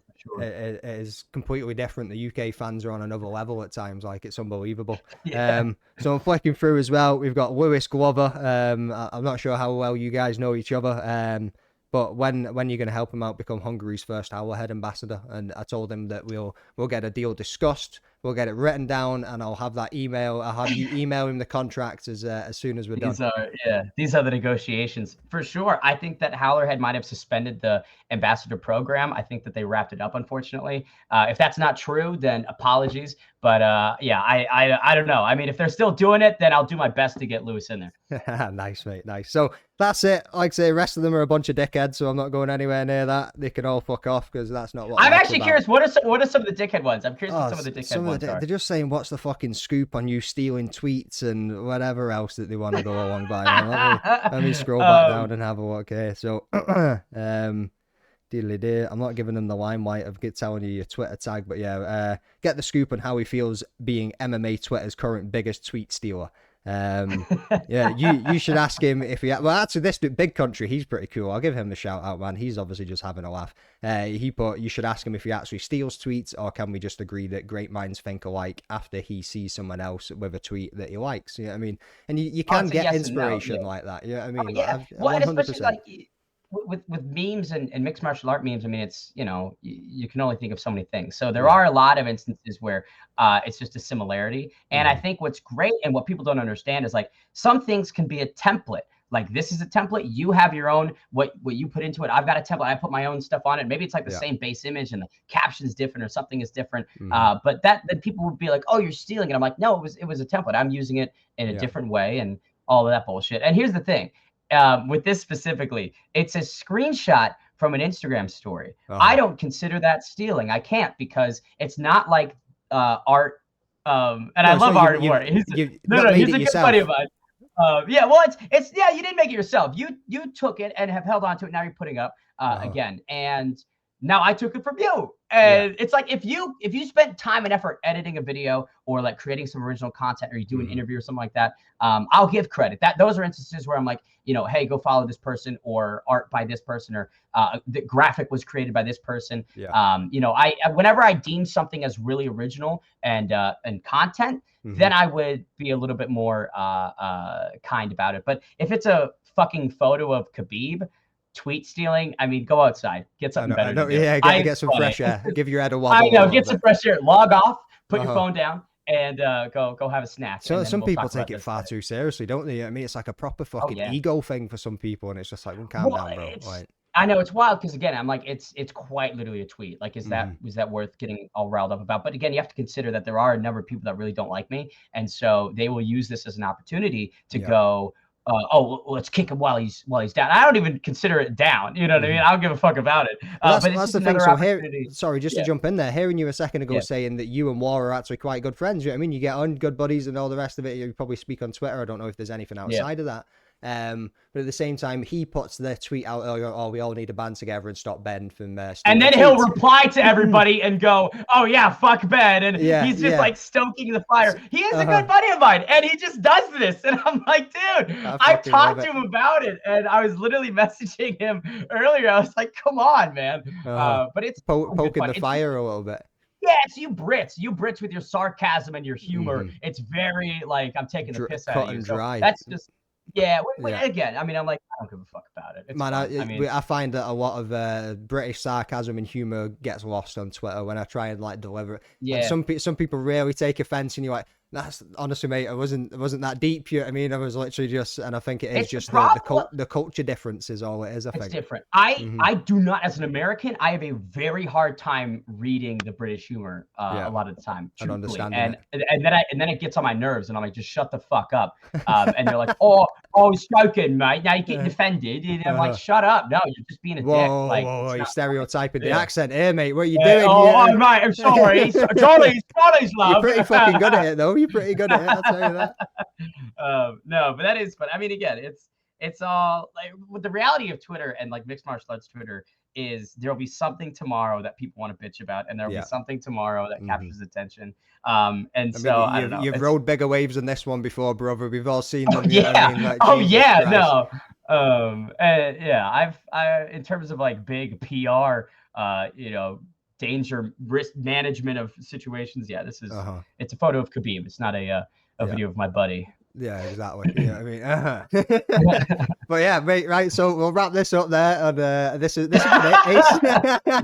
I'm not even joking. Yeah. I've really enjoyed this. Really enjoyed talking to you. Like I say, I've been watching you grow over the last couple of years, and once I started doing this, I thought I want to speak to this guy, man. See what makes Ben the Bane Davis tick. See what's going on inside the old noggin, man. And I wish you all the best with your career. I'm just gonna keep watching you grow, man, and just keep it up. You know what I mean? Like, as you said before, a bit of advice you would give to somebody else: keep the consistency and everything else going with it, and you're only going to succeed, man. And I wish you all the best. So give us a shout out. Obviously your fucking 20,000 followers or some shit already. You want to get one or two more? Let them know where to get you, where they can find you. Yeah, it's at Ben the Bane Davis on all platforms. But more importantly, make sure you subscribe to Jordan's YouTube. It's just the next big thing. I'll certainly be back. Thank you very much, mate, and I can't wait. We'll get you back in the future. Thanks for your time again, man. I appreciate you jumping on. No problem, bro.